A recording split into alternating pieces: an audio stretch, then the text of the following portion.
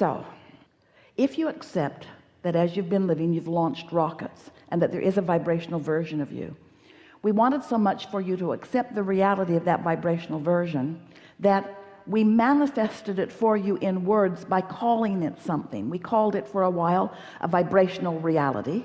You didn't like that very much.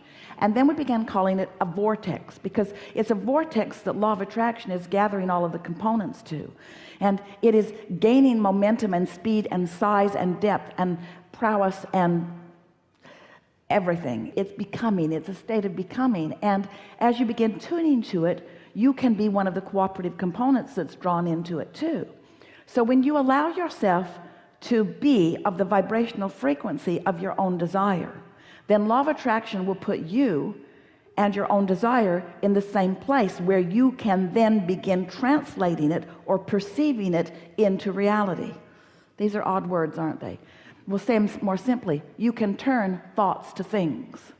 That's how you turn thoughts to things. You turn thoughts to things by becoming harmonic with the thoughts, steadily with the thoughts. That's why you're doing exactly that same thing when we talk about your concern about your physical decline. It's having my thoughts stuck in the past. Your humanity is turning those thoughts to things. So more people are having more of those experiences because their thoughts that are rampant and steady and chronic are turning to those things. It's for no other reason. Thoughts are turning to things. You've just got to decide what things you would like your thoughts to turn to, and then you've got to think those kinds of thoughts that turn into those kinds of things. That was a nice run. Did you get that? So you want to think the thoughts that are going to turn to the things you want. That means if you look at more of the things you want, you'll think more of the thoughts about the things you want. And if you look at the things you don't want, you're thinking more of the thoughts about the things you don't want. See how it works?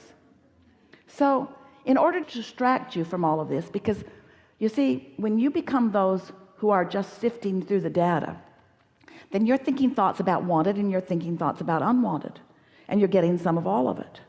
And so how do you begin to clarify your thought? Well, you have to become a selective sifter. You have to care about the way you feel while you think the thought. And so until you care about the way you feel, you're not going to be a very selective sifter. If you're using the criteria, well, it's true. Esther said to us many times in the beginning, but Abraham, it's true. And we said, are you saying it's a reality for someone? Is that what you mean? It's true, it's a reality for someone? Well, the reason it's a reality for someone is because they gave their attention to it.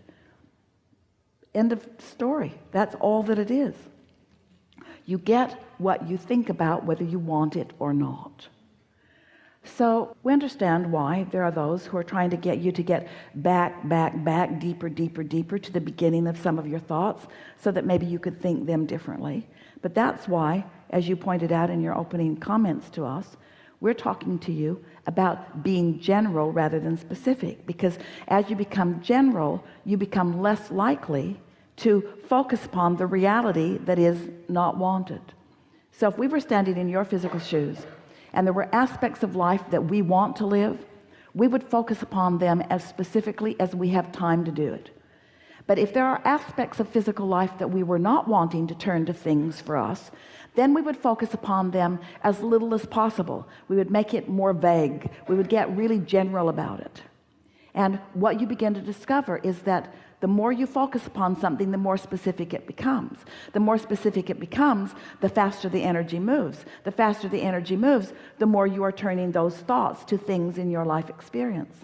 So it makes sense, doesn't it, to give your attention to things that you want to turn to things, and to withdraw your attention from those things that you don't want to turn to things. But how do you stop thinking about something? How do you stop thinking about something? I'm going to stop thinking about that thing that I've been thinking about. Well, you're thinking about it while you're thinking about not thinking about it. I'm not going to think about that thing anymore. I'm not going to think about that thing that I'm not going to think about that thing anymore. But you're thinking about it, aren't you? You're thinking about that thing while you're decided you're not going to think about it.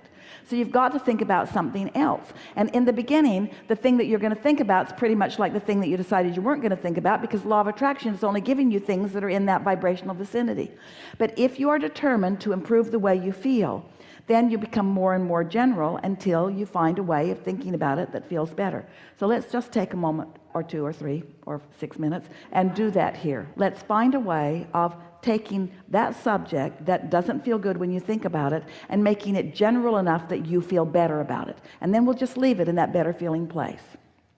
So you tell us what you intended to talk about relative to this physical stuff when you sat down here.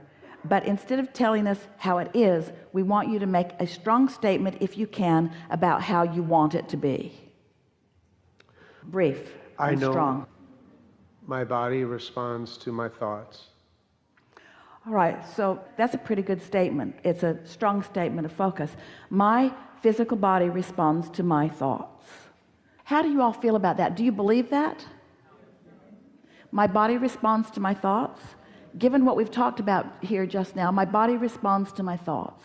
My body responds to my thoughts. So that's a statement that you may or may not believe, but let's use it as a point of focus. Is there an advantage to believing that your body responds to your thoughts? Why?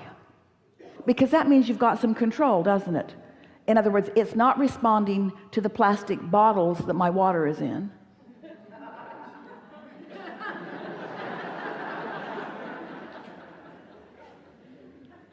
It's not responding to the rays of the sun.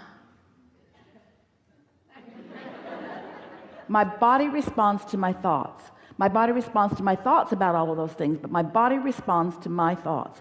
My body responds to my thoughts. So now let's try to find some things that you also believe that support that statement. My body responds to my thoughts. If I'm feeling good, I can expect to have a good feeling body. All right, now that's true. How is this conversation causing you to feel? Just keep talking until you can feel whether you're improving the way you feel or making worse the way you feel. My body responds to my thoughts, and I can't control my thoughts. My body responds to my thoughts, and I've been watching all of those commercials, and I believe that my body is declining. My body responds to my thoughts, but my thoughts about my body are not that good. You see what we're getting at? My body responds to my thoughts, but I can't control my thoughts. So there's some cleaning up that we've got to do. My body responds to my thoughts. So now you want to say something about your thoughts that makes that feel good to you, not bad to you. My body responds to my thoughts, and after this conversation, I now know things differently. My body responds to my thoughts, and often my thoughts feel good to me. My body responds to my thoughts, and often my thoughts feel good to me, especially when I'm not thinking thoughts about my body. My body responds to my thoughts, and there are so many things in my world that make me happy when I think about them. My body responds to my thoughts, and this time-space reality is abundant with beautiful things for me to focus upon. My body responds to my thoughts, and I believe that my body knows what to do. My body responds to my thoughts, and my inner being has thoughts about my body. My inner being has thoughts about my body. I wonder if my body responds to the thoughts my inner being has about my body. Feeling something happening here? I wonder if my body is responding to the thoughts that my inner being has about my body. Oh, I wonder if the negative emotion that I feel when I'm thinking about my body is present because what my inner being thinks about my body and what I sometimes think about my body are not the same thing. My inner being is optimistic about my body. My inner being is appreciative of my body. My inner being understands my body. The cells of my body are responsive to my inner being.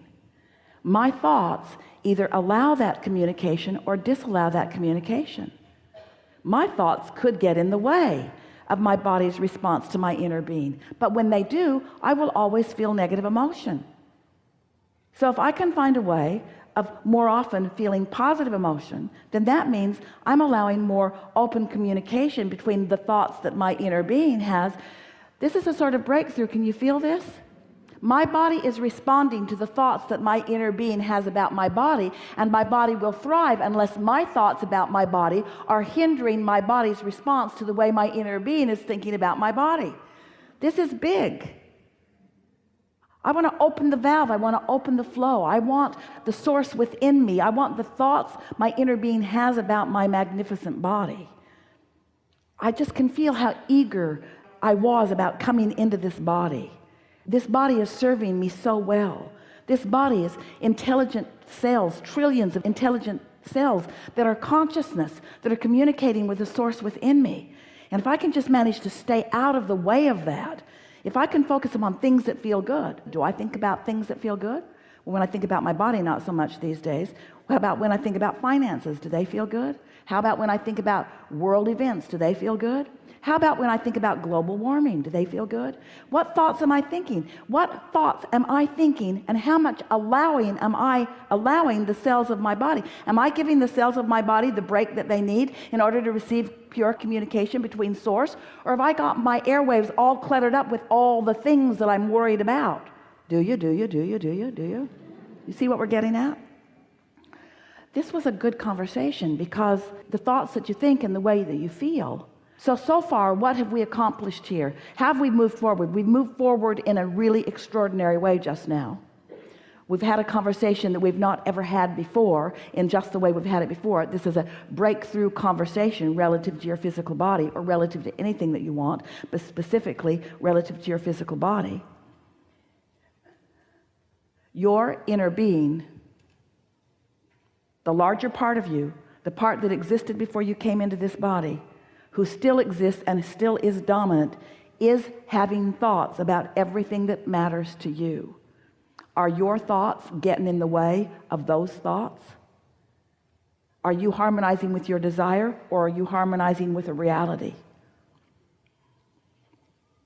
Our favorite conversation ever about deliberate creating. You create your own reality.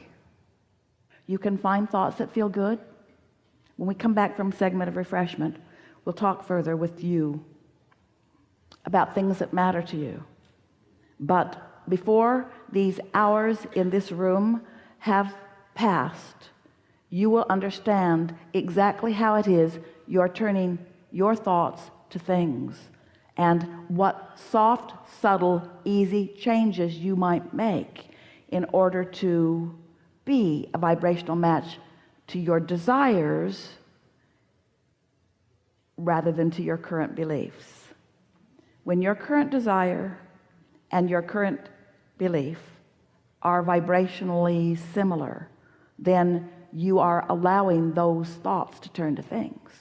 But when your desires are vibrationally different than your beliefs, then you introduce resistance to the subject that prevents the becoming in the way you want it to. And the difference is so subtle that it will knock your socks off. Once you find one subject in your life in which you are productively focused, and you're able to make the association between the results that you're getting as you're turning those thoughts to things, you'll be able to apply it to everything, even the hard stuff. And this is a far more effective process than taking the time to go back to figure out where it got started, because it doesn't matter where it got started, it only matters where it is. And where it is can change in an hour. This is a good time for a segment of refreshment.